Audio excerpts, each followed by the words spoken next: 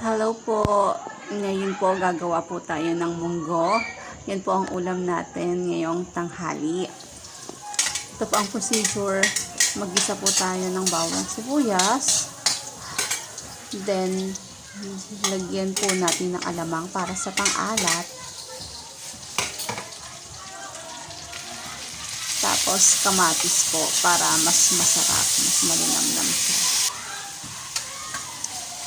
Tapos ilagay po natin yung munggo na nilaga ko na kaya ganyan po siya kalapot. Tapos sintayin lang po natin siya. Haluin lang natin. Lagyan po natin siya ng tubig. Tapos lalagyan din po namin ng gulay ang munggo namin. Meron po siyang ampalaya, tsaka talong. Para tipid din po, mahal ang baboy ngayon, so chicharon na lang po yung ginamit ko.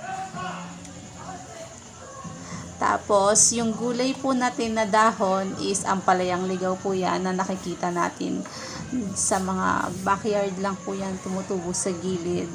Masustansya na, napupulot lang sa gilid, pero malinis. Ayan, luto na po ang ating munggo.